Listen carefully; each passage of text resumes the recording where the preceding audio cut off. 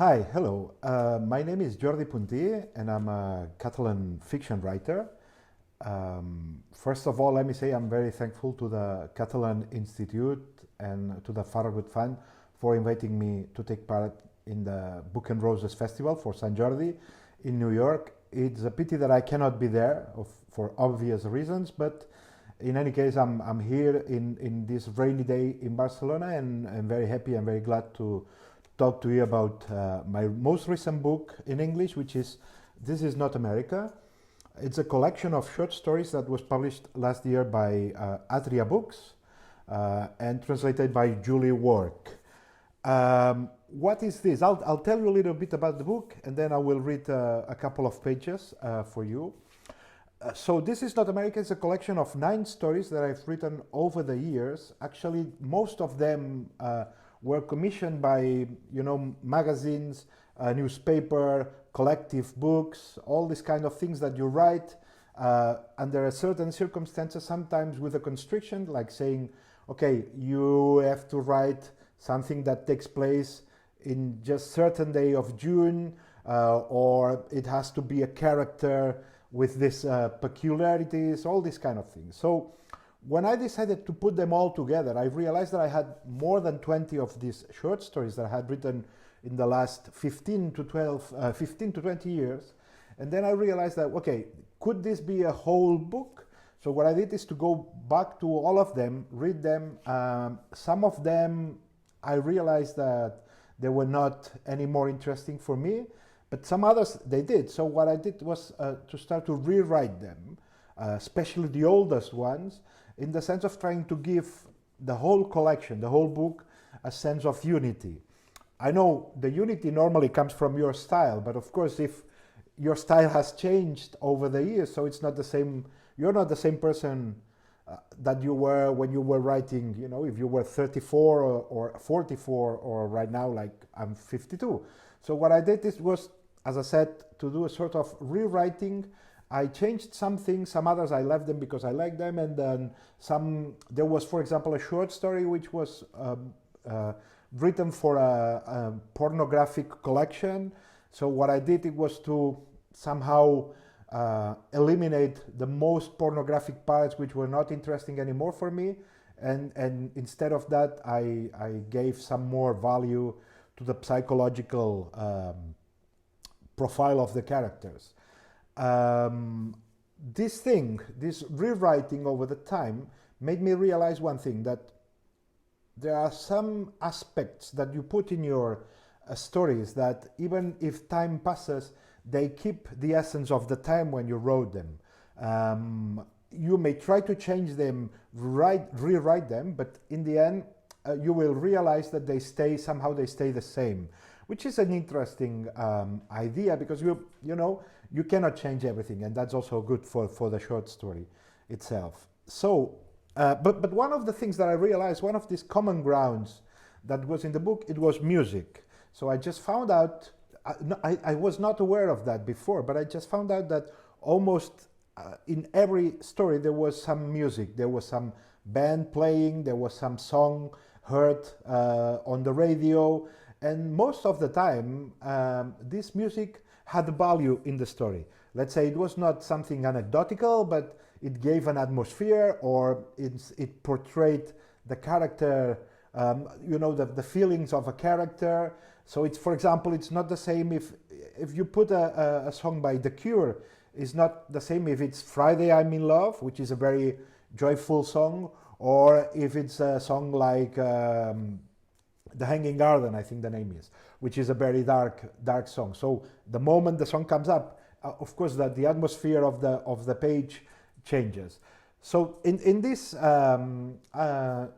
light, what I did, it was to give the title of This Is Not America to the book, because to me it represented a couple of things. First, this appeal for the music, which was also present in the title of the song by David Bowie and Pat Metheny Group, This Is Not America, but also the idea that most of the characters, practically all of them, are male characters which are passed by their dreams. And from Europe, normally you think of America as the land of the dream. So what what I'm trying to say is, okay, this is not America, because this is no longer the land of the dreams. This is more or less the land of disillusions, of the how life, when you're 40, gives you gives you a slap and makes you think differently. Also, you can notice that in the fact that not all of them, but most of the characters normally are men who start a trip, a travel, they move, they go on, they go away, but in the end, they all come back to the beginning transformed. It's not the trip or the movement has had a meaning for them. Maybe it's not the meaning that they were expecting, but it has. So with this idea, I'm going to start to read one of the short stories called Blinker, which is one of the last that I wrote, and actually I'm bringing it today here because it's a story that I wrote in New York. A publisher here in Barcelona sent me an email saying, we would like you to take part in this collective book about risk. We want to write you something who has to do with risk, with the challenge of life. So I asked back, I sent back an email saying, okay, I'm happy to do that. I'll think about it, but let me know more about the risk. And she said, okay, it can be anything, like risk, meaning the risk that you take writing this text, or the risk of the characters, or any kind of problems that might come up. So what I did, it was because I was in New York at that time, living there, the easiest part would have been to write a story based in New York and with characters there. But what I did, it was to go back to my hometown and to my teenage years and try to write a story about a real character that suddenly I remembered. It was a man that when I was a teenager and I used to go with a bus to the next town, where they had these bars and disco and pubs and all that. So sometimes I saw him having, blinking blinking, having a, how do you say that? So okay, I forget the title, but you will see. The Hitchhiker, sorry, that's the name. So it's a story about this hitchhiker that I came up with 30 years later, and then and they gave the idea also of this risk that when you're with your car and you pick up a hitchhiker, a different world may come inside your car and change and tell you stories and change something. So here's the story. Is called Blinker. I'm the briefcase guy and I hitch rides. Everyone knows me.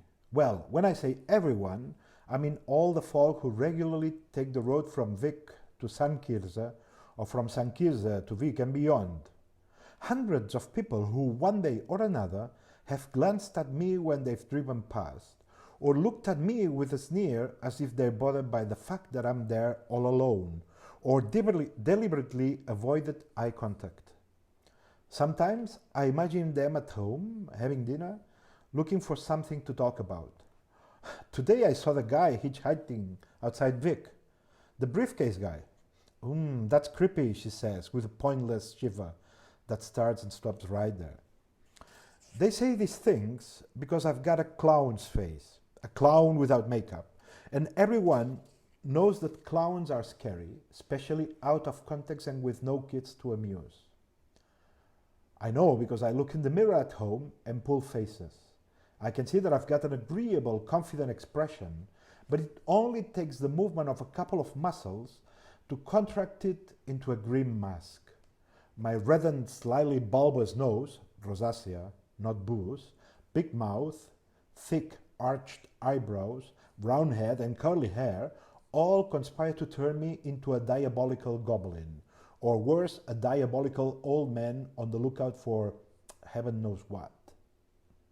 Part of the problem, well, if it must be called a problem and not a prejudice, is the briefcase, which is black and of a normal size, a traveling salesman briefcase.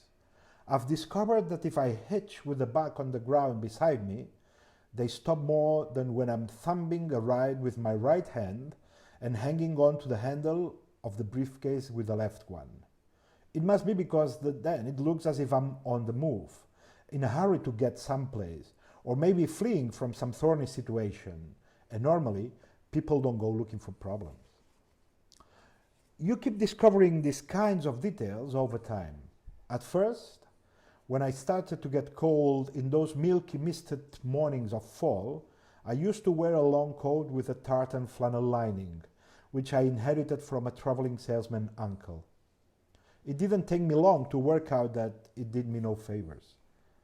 There were drivers who beeped at me with a cynical grin, or who, crawling past, opened the window to say, "Fack, perf."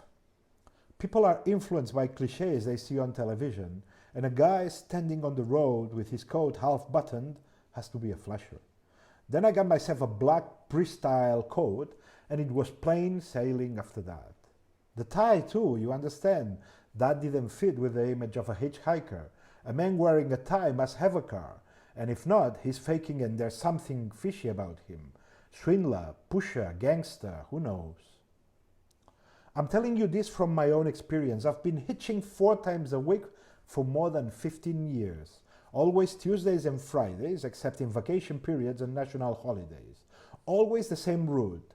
Always the same time frames too. Mid-morning and mid-afternoon. 15 years is a long time, many miles, many faces, many cars, and many conversations with strangers. I've got into all kinds of vehicles, even vans and trucks. And once I was picked up by a Porsche 911, driven by a kid who chewed gum non-stop. I've seen how interiors change. Good upholstery replacing pleather or fox leather, or whatever they call it. Tape decks getting more sophisticated, and smokers who put their faith in those vile-smelling air fresheners cut to look like a fit tree. I've seen how the roads around Vic have changed with more and more traffic circles, and how by the roadsides, fields and pastoral land have been filling up with industrial buildings. People's attitudes have changed too, that's inevitable. But from the standpoint of a hitching, they've got worse, if anything. Women driving alone never pick me up now, never. And when they are with a guy, they'll make him renege at the last minute for sure. That's if he ever intended to stop. Maybe young people are more open and know better what they want than before, but I still try to avoid them because they drive like bolting horses, and anyway, conversations isn't their thing. They're hotheads, wet behind their ears.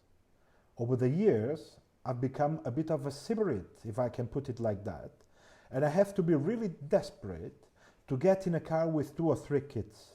They stop, open the window, and out comes loud music and gusts of street smoke. Sure, these are the signs.